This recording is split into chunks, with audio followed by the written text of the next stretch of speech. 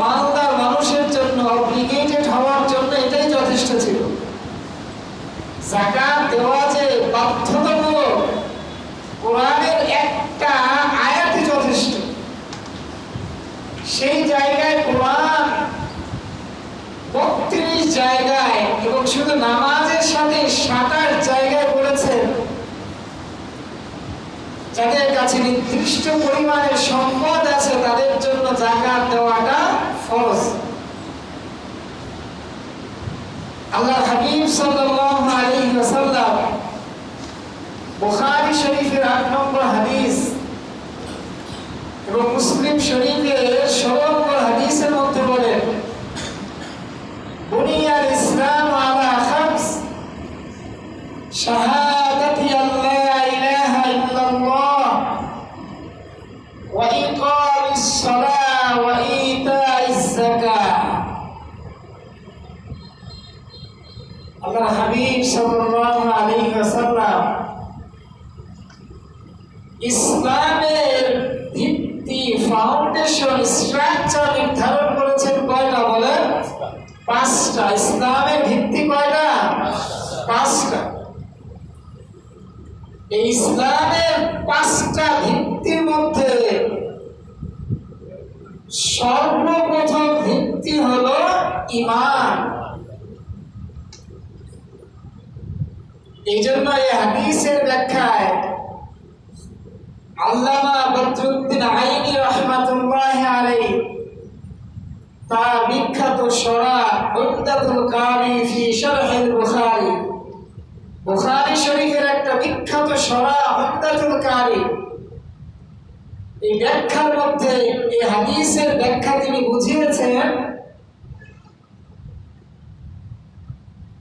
আল্লাহর হাবিব গোটা ইসলামটাকে উপমা দিয়েছেন, তাশবীহ দিয়েছেন, সাদৃশ্যতা দিয়েছেন একটা তাঁবুর সাথে।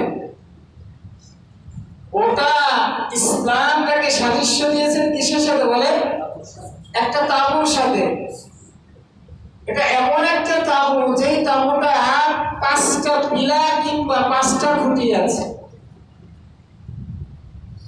তো এই ৫টা পিলার কিংবা ৫টা খুঁটির মধ্যে মূল পিলার বা মূল খুঁটি হলো ঈমান।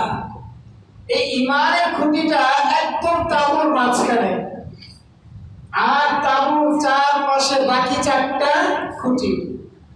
ওই ৪টা খুঁটির একটা খুঁটি হলো নামাজ, দ্বিতীয় খুঁটিটা হলো যাকাত, তৃতীয় খুঁটিটা হলো হজ, চতুর্থ খুঁটিটা হলো রমজান মাসে রোজা।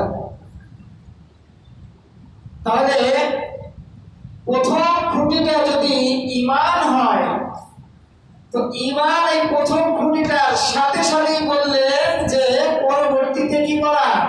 নামাজ আদায় করা। এরপরেই আল্লাহ রাসূল বললেন কি করতে? যাকাত প্রদান করতে। তাহলে স্বাভাবিকভাবে বোঝা যায় যে paying zakat is one of the fundamental issue of Islam. ইসলামের মৌলিক এবং কার্যত একটা ইস্যু হলো যাকাত প্রদান করা। এবার আমি একটি প্রশ্ন করতে পারি যে ঈমানের এই স্তম্ভ বা খুঁটির পর নামাজকে আনলো কিন্তু যাকাতকে আনলো না, অথবা নামাজের পরেই যাকাত আসলো কেন? কি বলেন, এই প্রশ্ন আসে না? যাকাত সত্যগত সালাতের আগেও আসতে পারত, অথবা হজের পরেও যেতে পারত, রোজার পরেও যেতে পারত।